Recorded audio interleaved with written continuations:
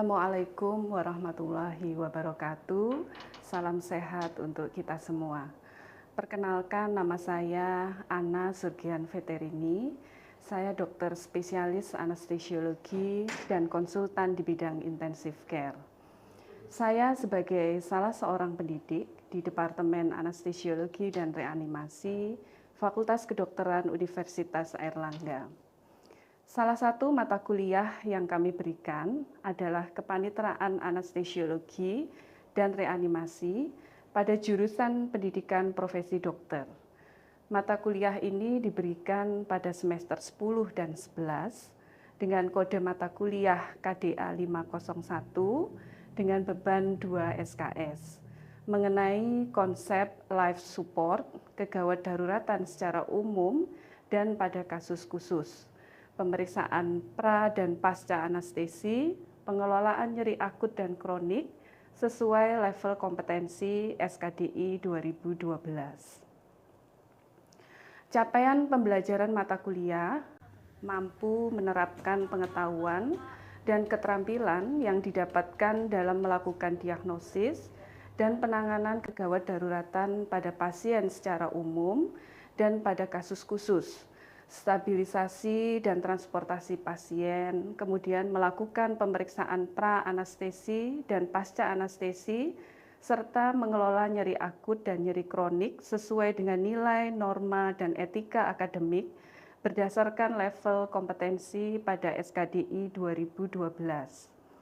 Mata kuliah dibagi menjadi 5 subcapaian mata kuliah, yaitu yang pertama, mahasiswa mampu melakukan penegakan diagnosis sampai penatalaksanaan kegawat daruratan pada pasien secara umum dengan bahan kajian Basic Airway Module, Advanced Airway Module, Breathing Emergency Module, Chest Trauma, Emergency Drug, Circulation Emergency Module, Emergency Arrhythmia, Basic Life Support, Advanced Life Support, Modified Early Warning System and Code Blue, Neurologic Emergency Module, Fracture Immobilization, Triage, Disaster and Critically Ill Transportation, Emergency in Trauma Patient, Sepsis, COVID and Hemodynamic Monitoring, Pain Management, Acute, Chronic, and Cancer,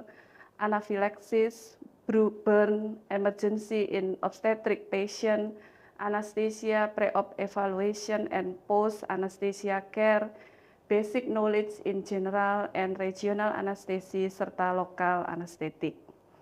Yang kedua, mahasiswa mampu melakukan penegakan diagnosis sampai penatalaksanaan kegawat daruratan pada pasien dengan kasus khusus, misalnya obstetri, trauma, luka bakar, sepsis, dan COVID.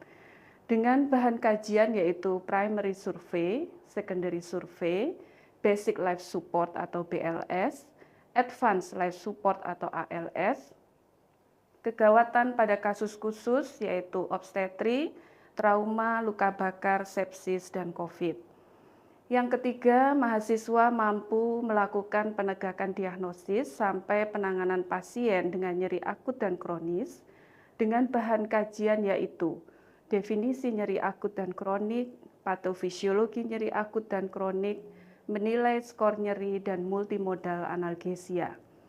Yang keempat, mahasiswa mampu melakukan pemeriksaan dan persiapan pasien pre-anestesi dengan bahan kajian pemeriksaan fisik dari B1 sampai B6, kemudian menentukan asas skor pasien, dan mempersiapkan pasien pre-operasi.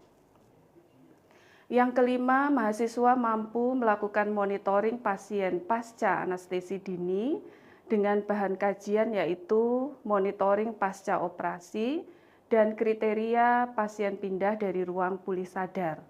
Yang keenam, mahasiswa mampu melakukan stabilisasi dan transportasi pada pasien gawat darurat dengan bahan kajian yaitu stabilisasi pada pasien gawat darurat, transportasi pada pasien kritis, dan sistem rujukan terpadu.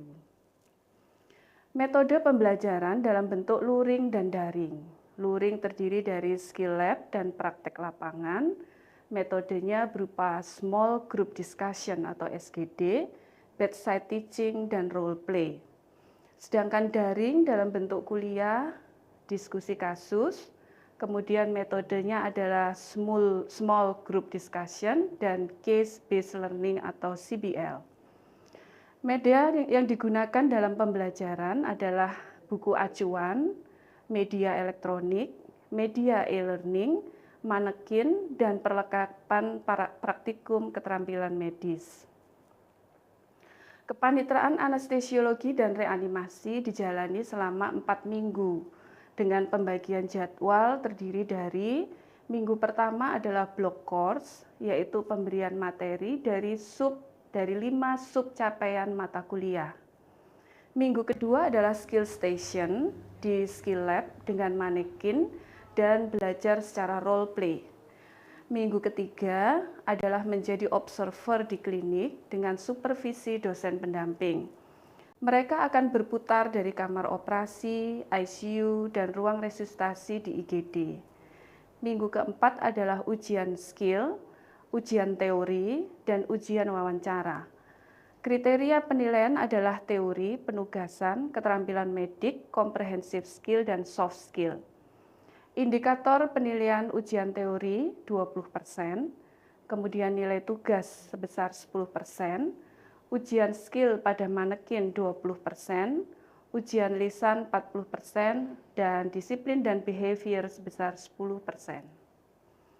Demikianlah paparan yang kami berikan, dan setelah ini akan ditampilkan video pembelajaran yang kami lakukan.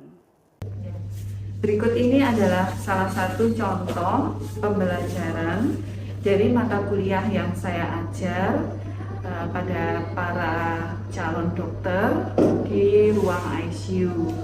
Saya akan mengajarkan dan menunjukkan salah satu contoh kegawat daruratan di ruang ICU.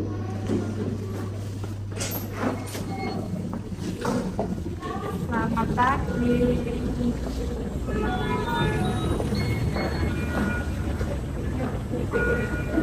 Di 1 kali per menit, saturasi oksigennya hanya 94, ya. Nah ini kira-kira gimana ini selanjutnya? Apa? Dari sini buka dari pasien. Ya. Ini tanggal berapa ya? Kita 20 coba nanti baca ini fotonya apa ini sebelah kiri juga ada deh. Oh iya ya, jadi itu untuk potongan aja posisinya ya, karena kondisinya gagal nafas tersebut dan mungkin problem itu gagal nafas tidak bisa mempertahankan kondisi gerakan nafas sehingga pasien memerlukan intubasi. Mungkin ada DNA trafika kena CPA.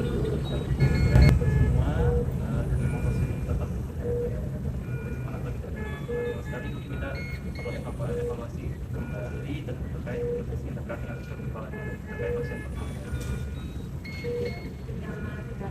Mungkin sini sekian evaluasi. Bismillahirrahmanirrahim. Assalamualaikum warahmatullahi wabarakatuh. Waalaikumsalam warahmatullahi wabarakatuh. Selamat sore, salam sejahtera, salam sehat. Semoga nggak pada ngantuk ya, pada berjaga semua ya. Ya, sekarang kita akan afternoon report. Kita akan diskusi tentang 2 kasus ya. 2 kasus, 1 di ruang IGD, satu di kamar operasi. Ya, saya harapkan para calon dokter sekalian aktif untuk berdiskusi. Ya, selain tadi yang sudah saya sebutkan ya, Eliran ya. Ya, mohon silakan presenter. Dengan diagnosa cedera otak berat, EDH frontotemporopariatal dextra, dengan kami akses sebagai hiperventilasi dan dilakukan terapi mempertahankan airway tetap bebas dengan target airway bebas, tidak ada suara nafas tambahan, saturasi lebih dari 95%, PA CO2 35 sampai 45 mm Hg, dan gerakan lipid dada dibuat dengan tetap diawasi potensial terjadinya desaturasi dengan monitoring saturasi RR dan nafas spontan. Ya, pertama-tama saya apresiasi dulu ya. Ini kelompok kasusnya bagus, presenternya juga bagus. Sudah siap jadi dokter loh. Iya bagus ya. Jadi template presentasi seperti ini tuh nanti pada saat ujian atau pada saat nanti Anda real menghadapi pasien, matrikulasi seperti ini yang kita harapkan. Ya. Jadi Anda semua itu mengumpulkan masalah yang ada, menegakkan assessment, melakukan planning terapi dan diagnosis, itu tertata dengan sistematis. Ya. Insya Allah pasiennya bisa selamat. Ya. Tapi kalau kamu pola berpikirnya itu mencolok gitu ya, dicampur jadi satu, pasti Anda bingung. Ya. Apa yang kurang kira-kira dari slide ini? Apa? Berat badan. Apalagi kenapa kok berat badan? Karena itu nanti akan berpengaruh pada perkiraan pemberian dosis maupun terapi cairannya. Tapi sekarang aja cairan kan? Oleh cairan. Ya. Akan lebih presisi lagi kalau misalnya data apa lagi yang ditambah selain berat badan? Tinggi. Kita akan mengukur apa sih tinggi badan sama berat badan? Apa hubungannya BMI itu dengan rencana pemberian terapi, nutrisi dan cairan kita? Ya, apakah kita mau memilih actual body weight atau predicted body weight? Ya, jadi BMI itu perlu diletakkan di identitas pasien. Kenapa sih calon dokter itu harus muter di anestesi, muter di 3 tempat di kamar operasi, di ICU, di ruang resusitasi? Kan kenapa deh? Kan nggak semua pengen jadi dokter anestesi kan? Atau semua pengen jadi dokter anestesi?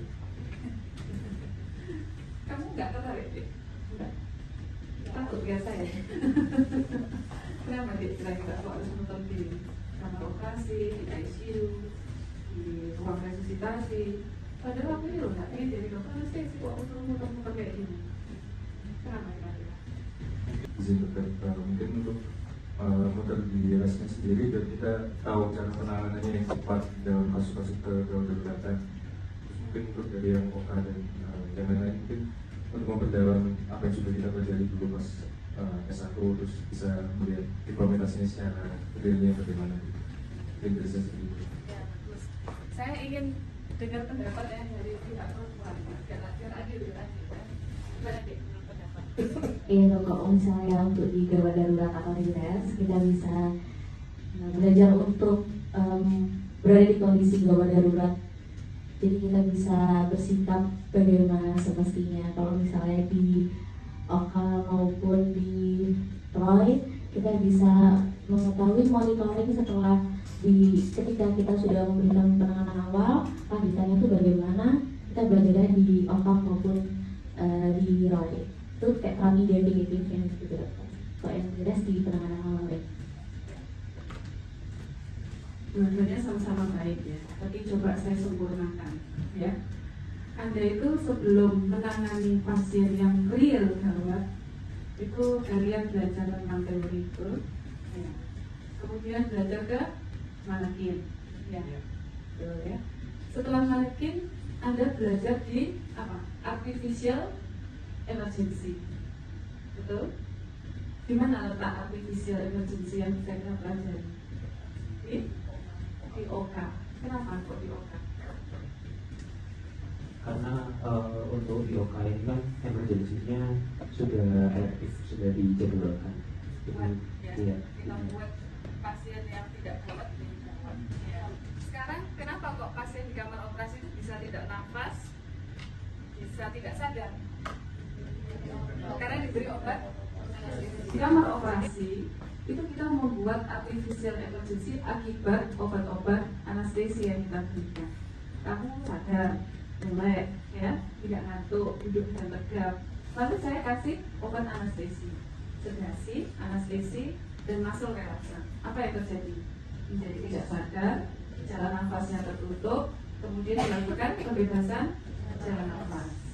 Jadi di situ pesannya, ya. Kenapa kenapa kalian semua para calon dokter itu harus pernah melihat di kamar operasi atau di ICU sebelum Anda nanti menghadapi kisah yang sesungguhnya. Ini sudah sangat baik ya, saya surprise banget. Beberapa kali saya mengajar kelompok di MID, ini rasanya yang paling baik ya selama saya pernah memimpin afternoon format. Ini ada ide lain dari primary survey tadi, saya sudah menekankan berkali-kali ya, dilakukan dalam waktu 3 sampai 5 menit. Jadi kira-kira metode pemeriksaan dari disability ini benar atau enggak? Oke dokter, mungkin terkait pengecekan kesadaran pasien biasanya di primary survey ini dengan output APP. Jadi kita lihat apakah pasien ini alert atau ada rangsangan respon terhadap rangsangan verbal maupun nyeri, atau pasien ini unresponsive, dan untuk selanjutnya pemeriksaan kesadaran lanjutan seperti GPS ini bisa dilaksanakan pada secondary survey. Ya, 100 calon PPDS analisis berikutnya. Ya, jadi pada primary survey kamu tidak bisa melakukan pemeriksaan BCS. Kenapa? Karena belum stabil, ya. Ada pengaruh hipoksia, ya. Mungkin kalau pasien kecelakaan mungkin ada pengaruh alkohol, apa bisa dicek BCS? Yang bisa dilakukan dengan metode AVPU. Apakah pasiennya sadar, bagaimana respon to pain, bagaimana respon to verbal, dan apakah dia unrespon. Karena dokter umum wajib bisa membaca torak foto dan CT scan yang famous. CT scan itu yang perlu kalian baca adalah satu, kamu harus bisa membaca midline shift, ya. Yang kedua, kamu bisa membedakan apakah itu infak atau pertukaran. Apa bedanya epidural hematom dan subdural hematom? Apakah ada odem dari cerebri? Ya. Lalu yang berikutnya lagi di tulang-tulangnya itu apakah kontinue ya, tidak ada fraktur, impresi atau fraktur terbuka. Udah itu aja. Beda dengan pertanyaan kalau kamu di radiologi mungkin harus bisa lokasinya di mana dan lain-lain. Kenapa kok harus tahu midline shift, odem cerebri, sama perdarahan EDH dan SDH? Karena itu matinya cepat. Tapi kalau kamu menangannya cepat, pasiennya hidup, gitu loh. Makanya calon dokter itu harus bisa baca ini, waktu lihat midline shiftnya besar banget. Nanti yang gelombang pertama buku ajar teknik anestesia umum hadiahnya ya. Yang gelombang kedua apa dek hadiahnya? Saya punya buku apa? Sedasi, buku sedasi di luar kamar operasi ya. Karena nanti kamu di dokter umum ditugaskan di Pulau Angkat berangkat sana, kamu harus bisa menolong orang dengan obat-obat intravena anestesia ya. Ya, kayak setuju dibuat tulis? Enggak setuju. Ya wes. Sekarang dibuka ini gadgetnya semua. Saya tunggu 5 menit dari sekarang. Yang berhasil kopi tiang dengan Mas Roni. Itu penyemangat untuk belajar ya. Yang lainnya ditunggu nomor handphone, di email. Nanti jawaban yang paling baik kita bisa lihat buku dari saya. Selain itu juga dari email nanti bisa nambah nilai kalian pada saat ujian wawancara.